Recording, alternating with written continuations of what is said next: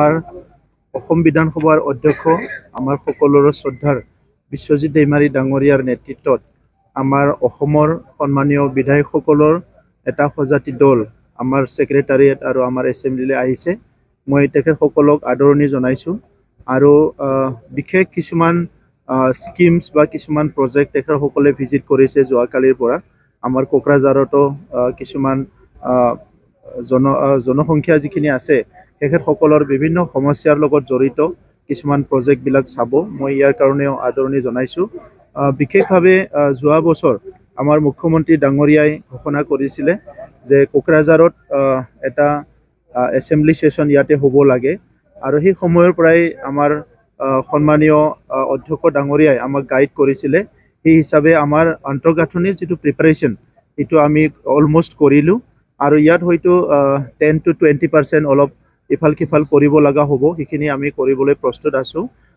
আজিৰ সময়ত মই অসমৰ ভিজনাৰী মুখ্যমন্ত্ৰী ডাঙৰীয়াক ধন্যবাদ জনাব বিচাৰিছোঁ।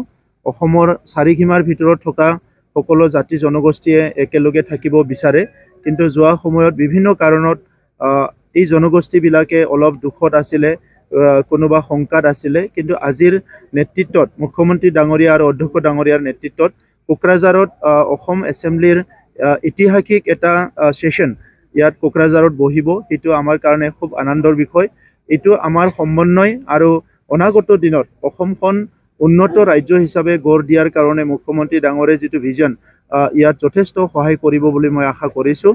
মই বড়োলেণ্ড অঞ্চলৰ 35 লাখ জনসাধাৰণ আৰু সকলো জাতি জনগোষ্ঠীৰ হৈ মই আদৰণি জনাইছোঁ আৰু সেই দিনলৈকে আমি বাট চাই আছোঁ যে সেই ঐতিহাসিক দিনটো আমাৰ ওচৰলৈ আহিব আৰু সেই দিনত আমি অকল অসম বিধানসভাৰ কেনেকৈ ইয়াত চলিব বা কেনেকৈ আলোচনাবিলাক কৰে এইটো আমাৰ অঞ্চলৰ ৰাইজে দেখাৰ লগতে আমাৰো এটা ভালকৈ এছেম্বলিটো কেনেকৈ চলাব লাগে, গভৰ্নেন্স ছিষ্টেমটো কেনেকৈ চলাব লাগে, ইয়াৰ ক্ষেত্ৰত যথেষ্ট আৰু মাৰ্গদৰ্শন হ'ব, মই এইটো আশা কৰিছোঁ।